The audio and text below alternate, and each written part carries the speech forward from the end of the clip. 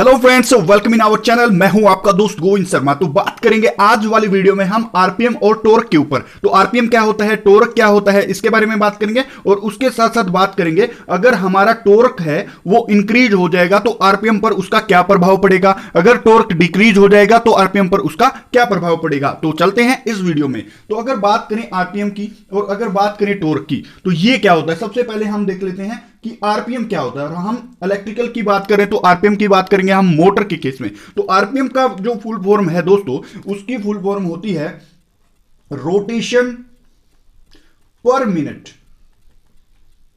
पर मिनट में कितनी रोटेट हो रही है हमारा जो मोटर होती है, हमारी जो मोटर होती है उसमें जो रोटेशन का उत्तरदायित्व होता है वो किसके ऊपर होता है, तो रोटर ही तो हमारी मोटर में घूमता है। तो मोटर में जो रोटर है वो एक मिनट में कितने टाइम्स घूम गया, उसी को क्या बोलेंगे, उसी को हम बोलते हैं दोस्तों आरपीएम। तो आरपीएम की डेफिनेशन शायद आपको क्लियर रही होगी। अगर मोटर की स्पीड का एन स्पीड का फार्मूला देखें तो 120 एफ अपॉन क्या होता है, अपना पी होता है। तो ये 120 पी से हमने जो स्पीड निकाली, ये रोटर की स्पीड नहीं होती है, ये स्पीड होती है हमारी किसकी, हमारी मैग्नेटिक फील्ड की। मान लेते हैं हमारा ये स्टेटर है और इसके अंदर हमने रोटर रखा कुछ ऐसे। तो ये जो यहां पर हमने वाइंडिंग लपेटी हुई है जो स्टेटर पार्ट में है, स्टेटर पार्ट क्या होता है, जो पार्ट मोटर का घूमता नहीं ना उसको हम स्टेटर बोलते हैं, और रोटर जो घूमने वाला पार्ट है उसको हम क्या बोलते हैं, रोटर, और इसको बोलेंगे हम स्टेटर। यानी कि जो स्टेटर है, जो स्टेटिक पार्ट है, जो घूम नहीं रहा उसको हम स्टेटर बोलते हैं, जो घूम रहा है उसको हम क्या बोलते हैं, रोटर बोलते हैं। तो ये स्पीड जो हमने है मैग्नेटिक फील्ड, यानी कि ये जो स्टेटर में वाइंडिंग रखी गई है इसमें जब हम करंट प्रवाहित करते हैं तो इसकी जो मैग्नेटिक फील्ड बनती है वो रोटेटिंग मैग्नेटिक फील्ड बनती है, और उसी का फार्मूला हम यहां पर यूज करते हैं। और रोटर की स्पीड उस मैग्नेटिक फील्ड से थोड़ी सी कम होती है। तो शायद आप स्पीड का फंडा यहां पर समझ गए होंगे कि रोटर है, आरपीएम है, ये आरपीएम क्या होता है, तो ये तो आप समझ गए होंगे। अब देखो टॉर्क क्या होता है। तो सबसे पहले मैं आपको टॉर्क बता दूं, टॉर्क क्या होता है। आपने कभी भी देखा होगा मोटर के केस में, जब भी हम इलेक्ट्रिकल की बात करेंगे तो हम बात करते हैं सबसे पहले टॉर्क की। तो टॉर्क क्या होता है, कभी भी हमने, टॉर्क एक प्रकार का फोर्स होता है। जब भी हमने मोटर की बात की दोस्तों, जब भी हमने मोटर की बात की, हमने कभी फोर्स की बात ना करके किसकी बात की है, हमने हमेशा टॉर्क की बात की है। फोर्स की बात ना करके टॉर्क की बात करती है। पर मैं बोलता हूं कि जो टॉर्क होता है वो एक प्रकार का फोर्स होता है। देखो, दो प्रकार के फोर्स यहां पर हम लगाते हैं। एक तो होता है लीनियर फोर्स और एक होता है रोटेटिंग फोर्स। रोटेटिंग फोर्स और लीनियर फोर्स में क्या अंतर है ये देखो। अगर मान लेते हैं ये बॉक्स है और इस बॉक्स पर मैंने फोर्स लगाया और ये इसी डायरेक्शन में एक सीधी दिशा में आगे बढ़ गया, ये बॉक्स एक सीधी दिशा में आगे बढ़ गया। इसी फोर्स को क्या बोलेंगे कि जो डिस्प्लेसमेंट हुई है, फोर्स के अकॉर्डिंग जो डिस्प्लेसमेंट हुई है वो क्या है, लीनियर है।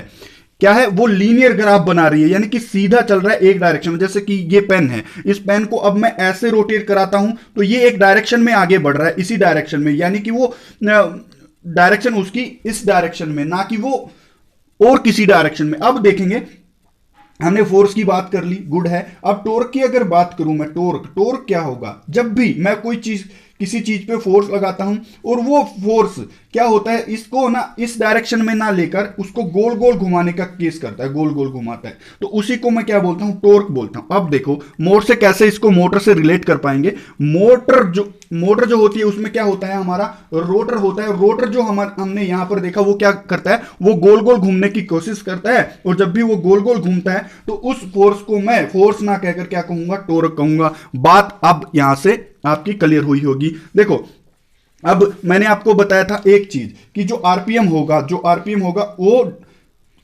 टॉर्क से कैसे संबंधित है, इसके बारे में बात कर लेते हैं। देखो, मैंने आपको बताया कि जो रोटेटिंग मैग्नेटिक फील्ड का फार्मूला होता है, रोटेटिंग मैग्नेटिक फील्ड जो होती है उसकी स्पीड का जो फार्मूला होता है वो होता है NS = 120 × F/P। अब देखो कि हमने देखा जो रोटेटिंग मैग्नेटिक फील्ड रोटेट कर रही है उससे थोड़ी बहुत कम स्पीड पे हमारा रोटर क्या करता है, रोटेट करता है। और ये जो स्पीड होती है और ये जो रोटेशन होती है, ये हमेशा कौन सी रोटेशन होती है, आप बोलोगे कि सर्कुलर रोटेशन होती है, यानी कि एक सर्कल में ऐसे ऐसे घूमता रहता है, कि हमारा रोटर कुछ ऐसे ऐसे घूमता रहता है, तो इसी को क्या बोलेंगे हम, सर्कुलर रोटेशन बोलेंगे। और जब अगर मान लेते हैं इस मैग्नेटिक फील्ड ने जितना भी अपना रोटर घुमाया, उस रोटर इसने जितना भी रोटर घुमाया अपने किसी शक्ति से ही घुमाया होगा, अपने किसी मैग्नेटिक फील्ड से ही घुमाया होगा। और अब हमने देखा इसने मैग्नेटिक फील्ड ने जो टॉर्क उत्पन्न किया, टॉर्क इन द सेंस क्या है, इसने जितनी भी फील्ड उत्पन्न की, रोटेटिंग मैग्नेटिक फील्ड उत्पन्न की, उस मैग्नेटिक फील्ड से क्या बना है, उस मैग्नेटिक फील्ड से ही तो टॉर्क बना है। देखो उस मैग्नेटिक फील्ड से टॉर्क बना जितनी मैग्नेटिक फील्ड बनी थी।